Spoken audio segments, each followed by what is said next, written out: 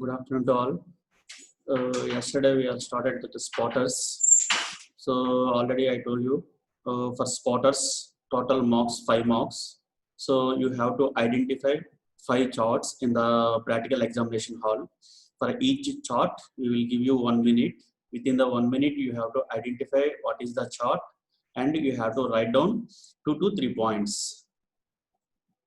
So I will give you a brief introduction. What we discussed in yesterday.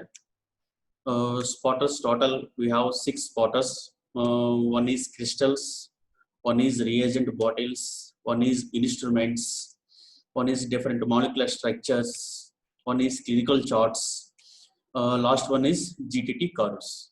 So in this we already discussed the first 3 crystals, reagent bottles, and instruments. Today we will discuss in deep structures, clinical charts, and the GTT curves. But today I will give you yesterday's brief introduction also.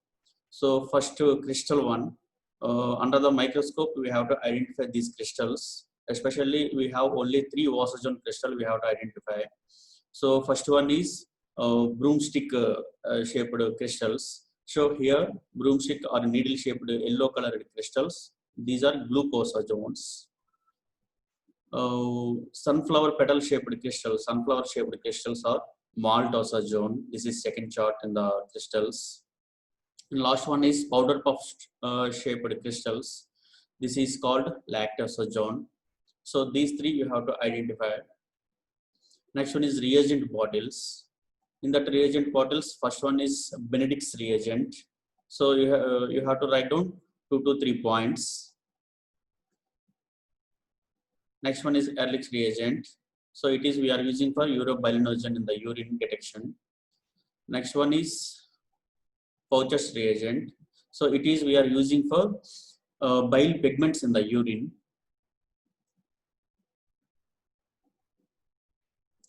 Next one is instruments. So it is the chromatography chamber, whether we will show you wooden or glass one. These are the different types of chromatography types: liquid, gas, paper, thin layer. And next one is electrophoresis chamber. It is.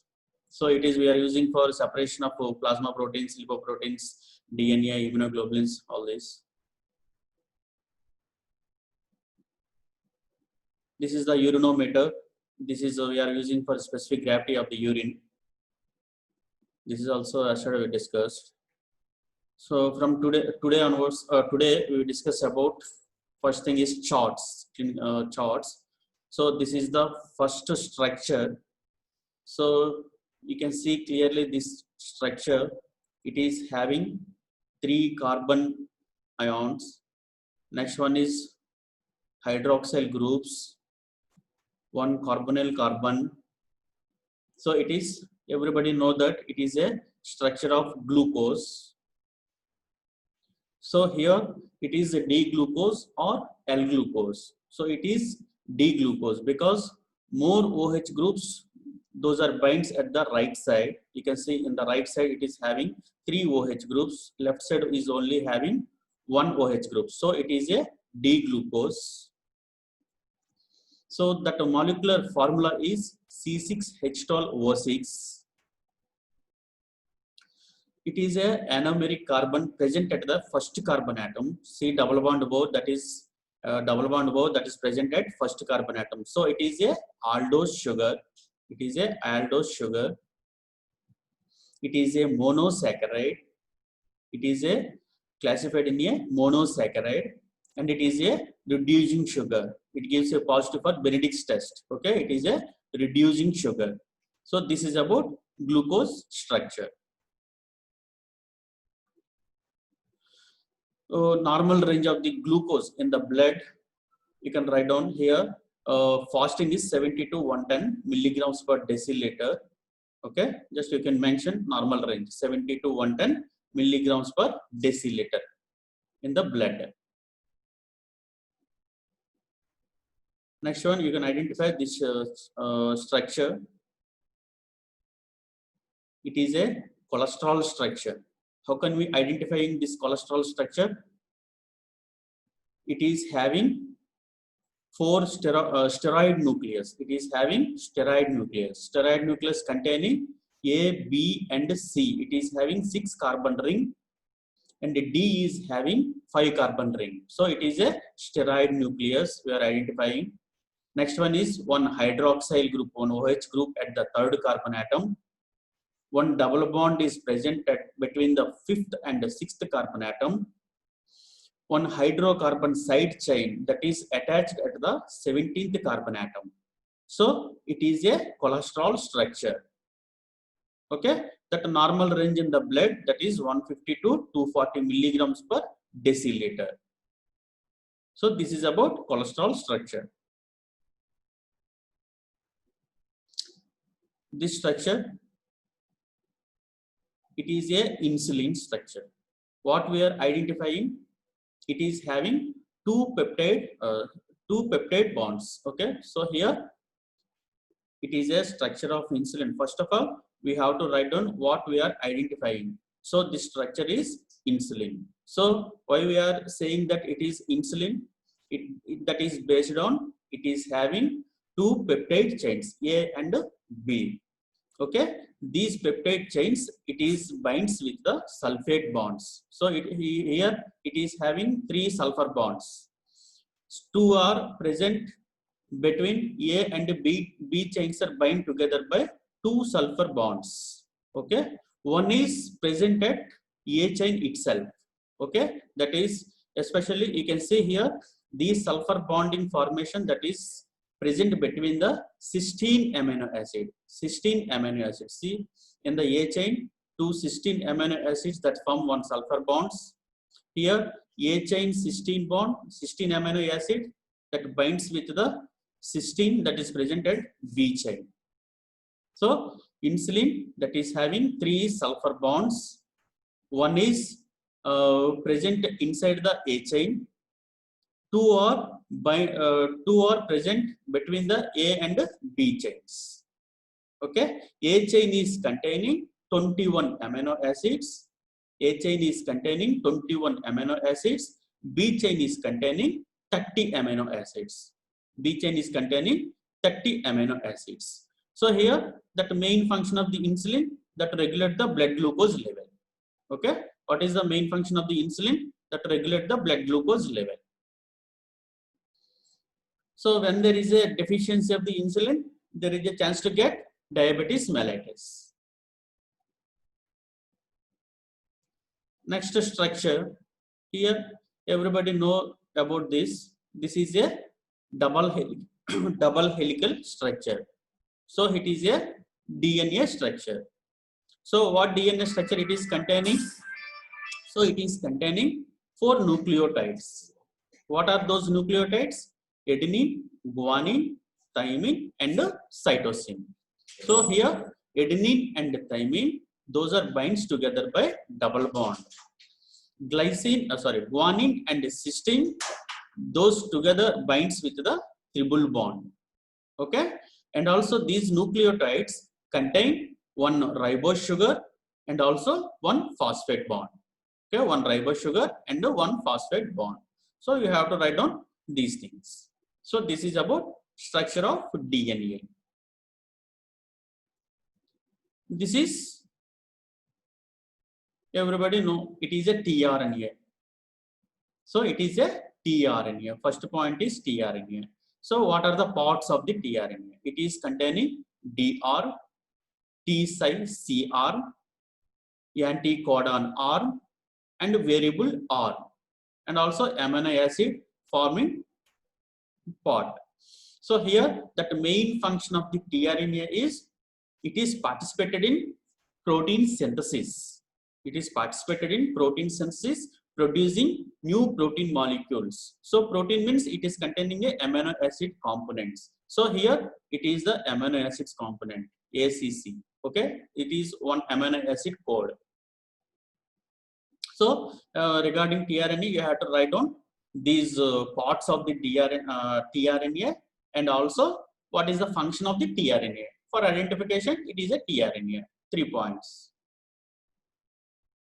Next structure is lock and key. model of the enzyme. So it is a enzyme activity. It is a enzyme activity. So lock and key model of the enzyme action.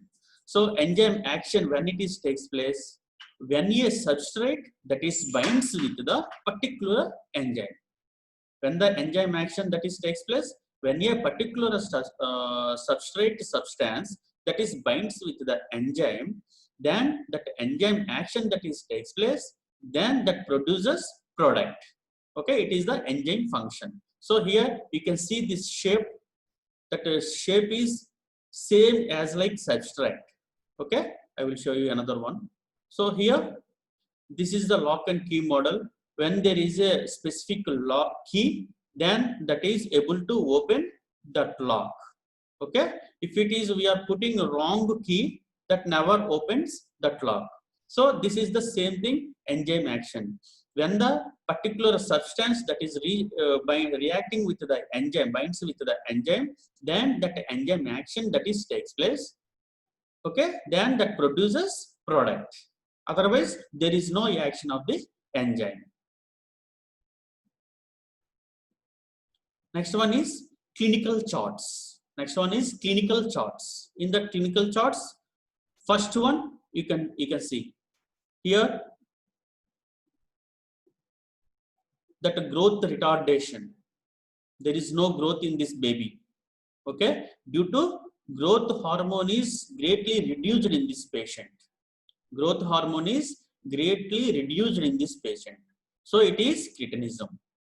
What is this patient condition? Cretinism. Okay. So what are the symptoms we are observing? Okay, what are the symptoms? So here, condition severely stunted physical and mental growth. There is no physical and mental growth. Okay. Dry skin. Another one is dry skin. Deficient of hair and teeth. There is no teeth and there is no proper growth of the hair. Next one is retarded skeletal growth. There is no growth of the bone also. Okay. These are all reduces BMR, basal metabolic rate is greatly reduced in cretinism patients. Okay.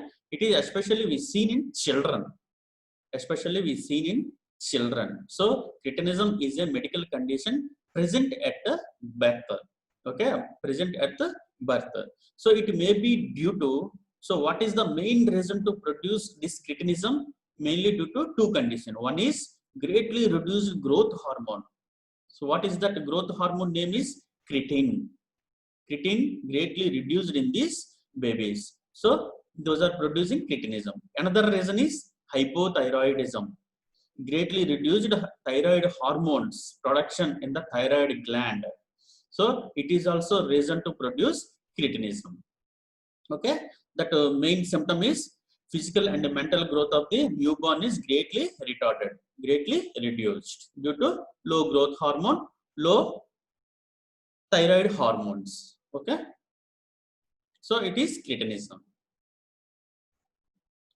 Next one is you can see abnormal growth.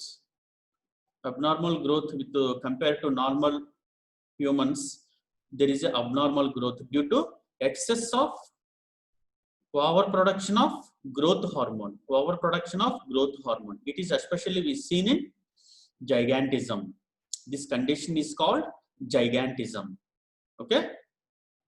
So gigantism, it is mainly due to overproduction of the growth hormone. So growth hormone function is that helps in the growth of the baby and also organs. Okay.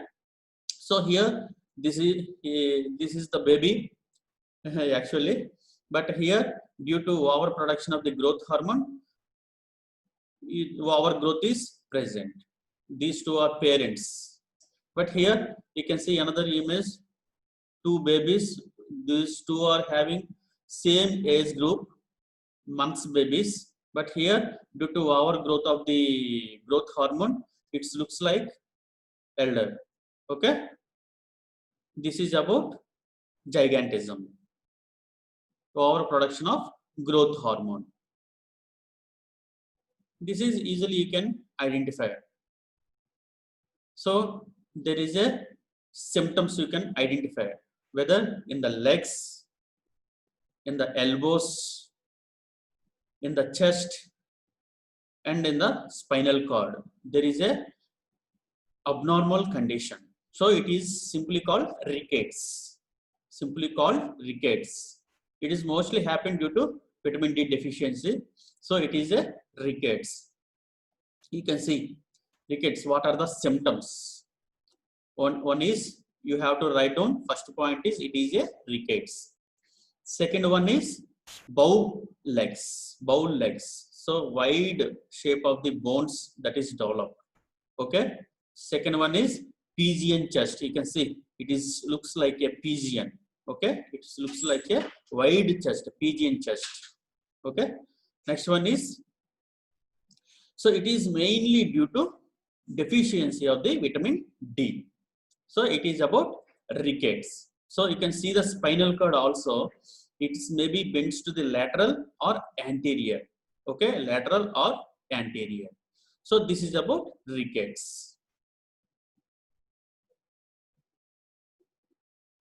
So there is a in this chart there is a problem in the eyes. Okay, these are all due to vitamin A deficiency. These are all due to vitamin A deficiency. So first image you can see here, there is a cloudy cornea. Okay, cloudy cornea.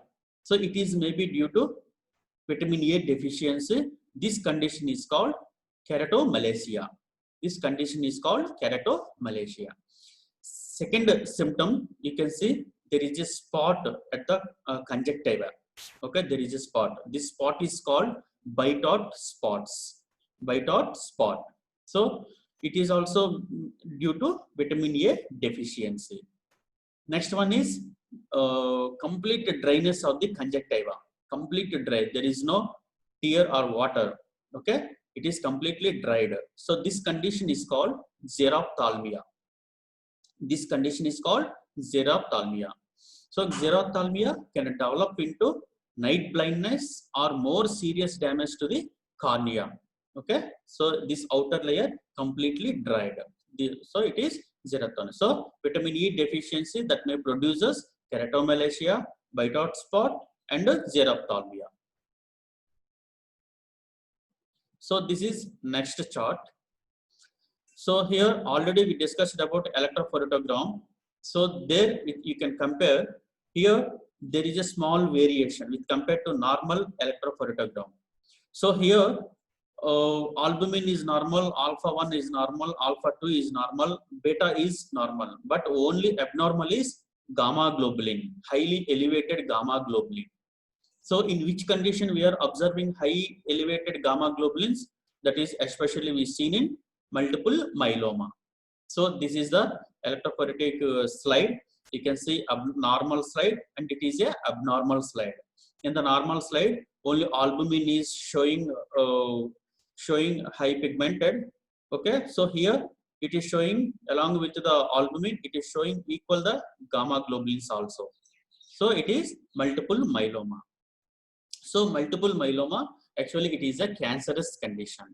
It is a cancerous condition. In the normal persons, plasma cells are producing in the bone marrow. In the bone marrow. So from the plasma cells, that is producing white blood cells. Okay, white blood cells. From the white blood cells, that is producing immunoglobulins. So here, immunoglobulin function is that act against the viral or bacterial infections. Okay, viral or bacterial infections. So here, due to accumulation of these plasma cells due to multiple myeloma, that overgrowth of the plasma cells that is takes place. So when it is overgrowth of the plasma cells, then that is produces overproduction of the white blood cells and also gamma globulins. Excess of gamma globulins are released due to multiple myeloma. So those gamma globulins then that enters into the blood. So there is a chance to producing more gamma cells due to multiple myeloma. In the multiple myeloma, this is one chart. And last one is glucose tolerance test. So already we discussed about that procedure. So if you wanted to understand the chart, we have to know about the normal ranges of the blood glucose. Okay. So glucose tolerance test, here it is having 3 charts. First one is so before identification of the chart, we need to discuss about normal ranges. So in the blood, we have to know fasting values and also random values. Okay, in the fasting value, blood glucose value is 70 to 110 milligram per deciliter. Okay, then after 1 hour sample, after eating 1 hour sample or random sugar, that is 70 to 140 milligrams per deciliter. Okay, so here you can observe we are collecting fasting sample of the urine as well as blood sample and also urine sample we are collected from the patient. Then after we are following the glucose tolerance test procedure. So in that procedure we are giving 75 grams of the glucose we are giving to the patient in the glass of water. Then after that patient has to drink this water 5 minutes. Okay. Then after of every half an hour we will collect both the urine and also blood samples. Total fasting sample, half an hour sample, 1 hour sample, 1.5 hour sample, 2 hours sample, 2.5 hour samples. Okay, so both blood and urine samples we are collecting. Then after we are estimating the sugar in the urine and also blood samples. So in the fasting sample, here you can observe that the glucose value is 75. So 75 means that is in normal range, that is in normal condition. In the urine sample, that is nil, that means there is no sugar in the urine, so normal, it is a normal.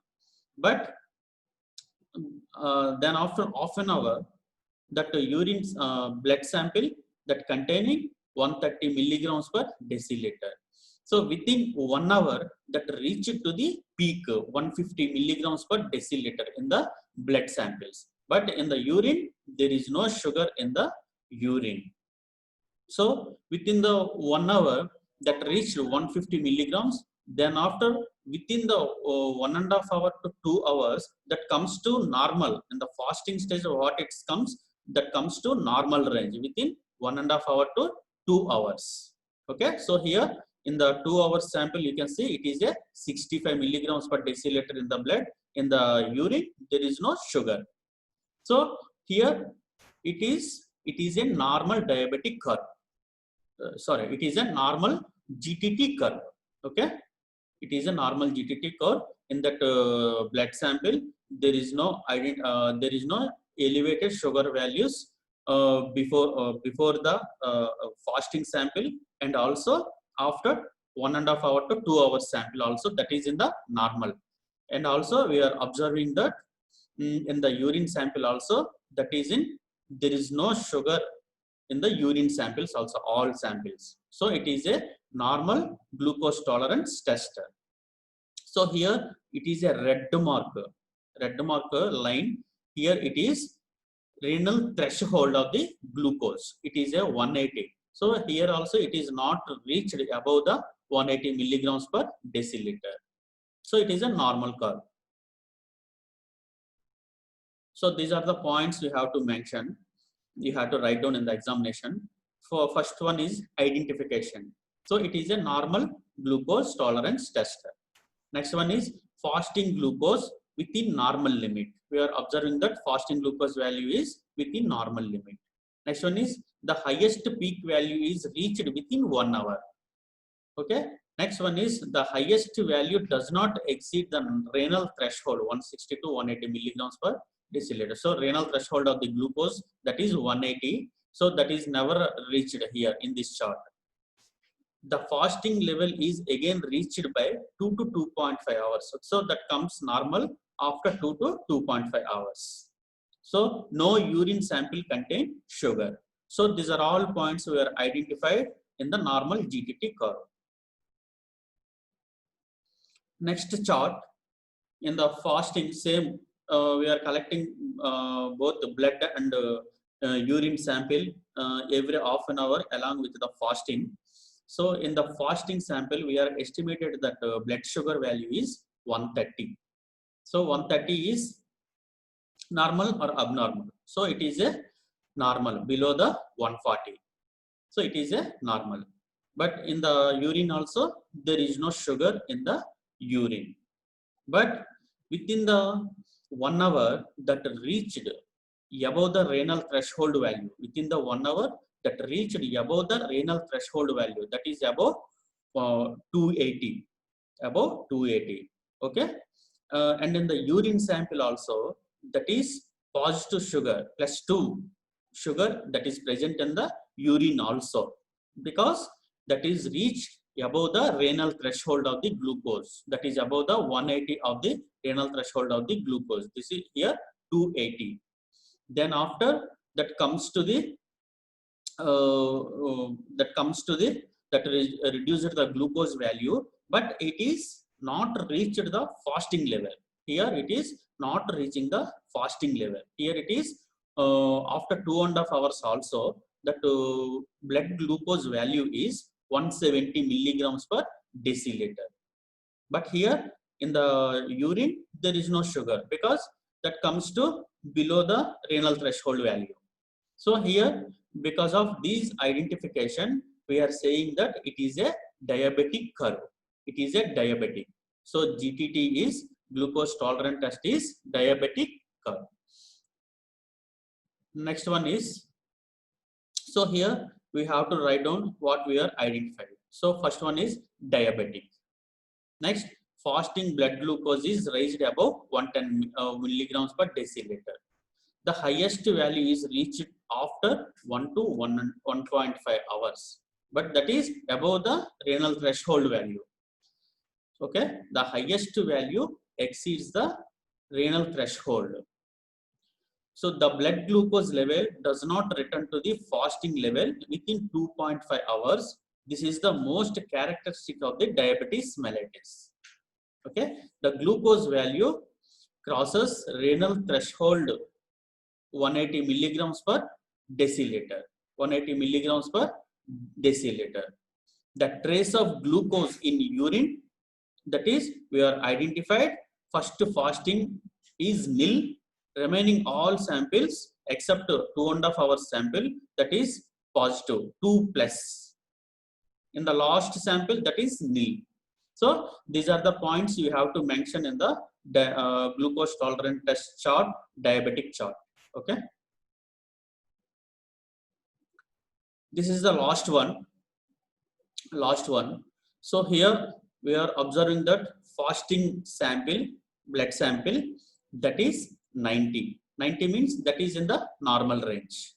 After half an hour, that is 130, that is also normal range. But then after in the 1 hour also, that is 139, that is also normal. After 1.5 hours, that is also normal, 110 milligrams per deciliter.